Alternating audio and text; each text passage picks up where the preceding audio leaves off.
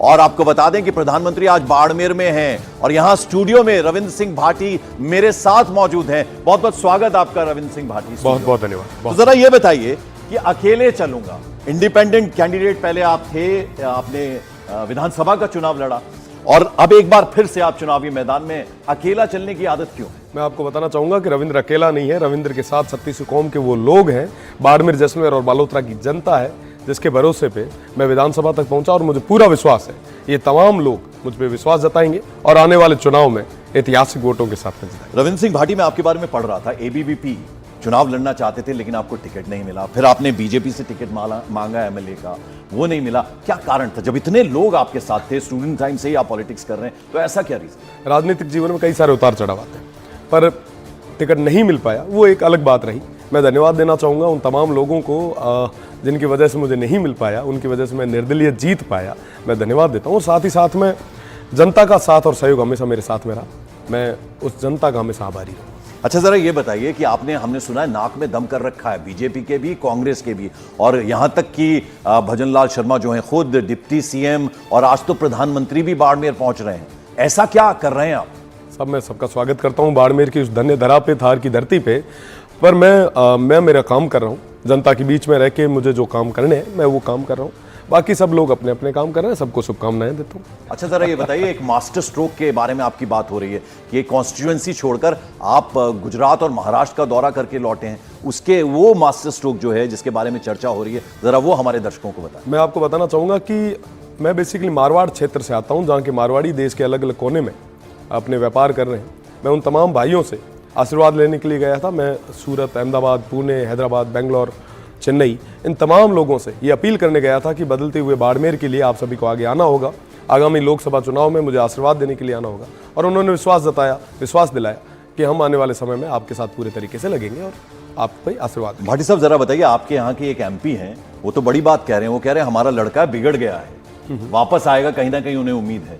जरा उनका नाम भी बता दीजिए और वो कौन है जो आपके बारे में ऐसा क्लेम कर? देखिए, वो बड़े लोग हैं, मैं कुछ नहीं कह सकता, मैं उम्र में काफ़ी छोटा हूँ, मेरी जितनी उम्र ही नहीं है, उनसे ज़्यादा तो उनको पॉलिटिकल एक्सपीरियंस है, तो वो जो कहे, उनको ठीक लगे वो करे। मैं मेरा काम कर रहा हूँ, आने वाले समय में जनता का आशीर्वाद के साथ में मैं जल्द ही आप सभी के बीच। अच्छा, जरा ये भी बताइए कि अगर चुनाव जीत गए तो क्या पाला बदल भी सकते हैं, आप कहीं जा सकते हैं? इस तरह की भी आपके बारे में कहा जा रहा है कि ऐसा नहीं है, आखिरी लम्हे पे, आखिरी मोमेंट पे आप कुछ कदम उठा सकते हैं उस तरह? मैं आपको बताना चाहूँगा कि हमेशा जनता का जो आदेश रहा है वो मेरे लिए सर्वोपरि रहा है।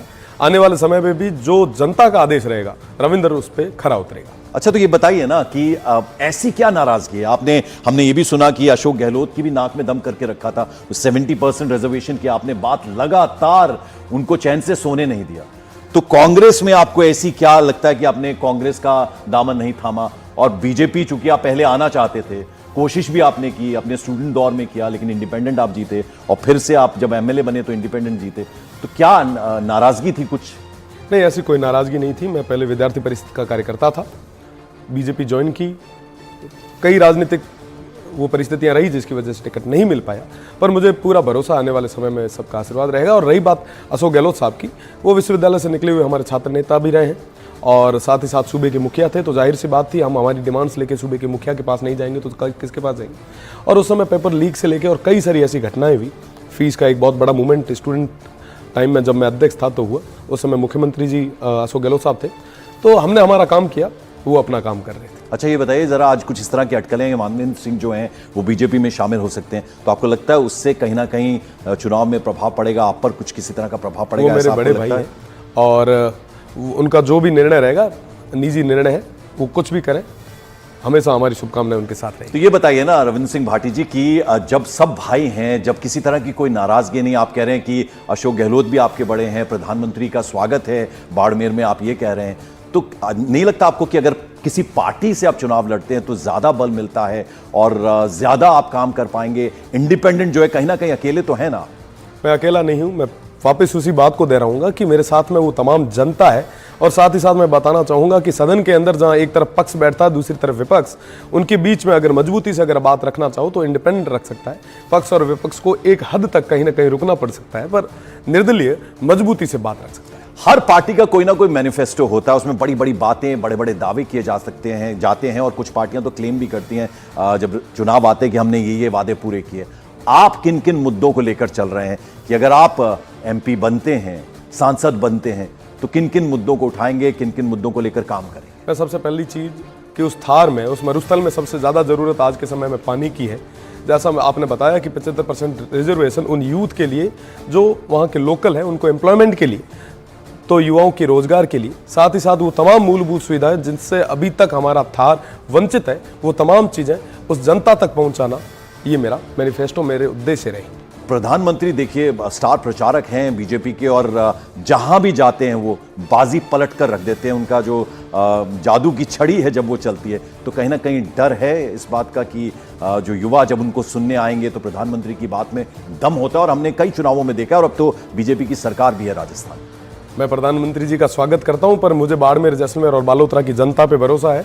वो इस बेटे पे विश्वास जताएंगे, इस भाई पे विश्वास जताएंगे, और आने वाले समय में मुझे सेवा करने का मौका देंगे। तो आपको लगता है प्रधानमंत्री जिस तरह से देश पिछले 10 सालों में आगे बढ़ा है, बीजेपी बातें करती हैं, प्रधानमंत्री को लेकर बातें होती हैं, और बहुत सारे काम हुए हैं बीजेपी के राज में, आप उससे एग्री करते हैं कहीं ना कहीं? देश के अंदर कई सारे बदलाव उन्होंने लाए हैं, इस चीज़ से कोई कौतूहल नहीं है, कोई डिनाई नहीं कर सकता। पर मैं अगर बात करूं बाड़मेर, जैसलमेर और विशेषकर बालोतरा, उस क्षेत्र की, उस थार की, उस पश्चिमी क्षेत्र की, तो वहां तक आज भी मूलभूत सुविधाएं नहीं पहुंची। चाहे पक्ष हो चाहे विपक्ष हो, सब बारी बारी से आए, पर हमारे लोगों की आवाज़ को हमेशा दबाया गया। उन लोगों की आवाज़ को मजबूती से देश की सबसे बड़ी पंचायत में रखने के लिए इनका छोटा भाई आगे आएगा। तो रविंद्र सिंह भाटी से जब हम पूछें कि रविंद्र सिंह भाटी की सबसे बड़ी ताकत, स्ट्रेंथ क्या है, तो वो अपने बारे में क्या कहेंगे? क्योंकि अब आपको युवा सुन रहा है न्यूज़ 18 के जरिए। बिल्कुल, ये 36 कौम के लोग जिनका साथ सहयोग मेरे साथ में, जिनका एक विश्वास मेरे साथ में, और हर संभव मैं कोशिश करता हूं कि इनके विश्वास पे पूरी तरीके से खरा उतर सकूं, उस वंचित और शोषित की आवाज़ को मजबूती से रख सकूं, जो आज तक जिसकी आवाज़ को सुना नहीं गया, हमेशा दबाया गया। अच्छा, फिर मैंने शुरुआत में आपसे पूछा था रविंद्र जी कि आप इंडिपेंडेंट लड़ रहे हैं, बाड़मेर जैसलमेर आपकी सीट है, लेकिन दौरा करके आए आप गुजरात का, महाराष्ट्र का, वहाँ एनआरआई से जो हैं उनसे भी आपने मुलाकात की। इसकी वजह क्या है? यहाँ क्या हम इससे सेंस करें? जी, मैं आपको बताना चाहूँगा कि मैं मारवाड़ क्षेत्र से आता हूँ, और मेरे तमाम जो व्यापारी भाई हैं, जो देश के अलग अलग कोनों में हैं, उन सभी से मिलने गया था, आशीर्वाद लेने गया था, और जिस संख्या में वो आए और उन्होंने आशीर्वाद दिया, मैं आपको विश्वास के साथ कह सकता हूँ ये तमाम भाई आने वाले 26 तारीख को मारवाड़ आके, अपने गाँव आके एक इस बदलाव के लिए वोट जरूर करेंगे, मुझे आशीर्वाद जरूर देंगे। अच्छा, चलिए आखिर में हमारी तरफ से शुभकामनाएं आपको। आप चुनाव लड़ने जा रहे हैं और युवा कंधों पर इतनी बड़ी जिम्मेदारी आपने उठाई है, लेकिन 4 जून को जब नतीजे आएंगे तो बाड़मेर जैसलमेर की जनता का फैसला क्या होगा, आपको क्या लगता है?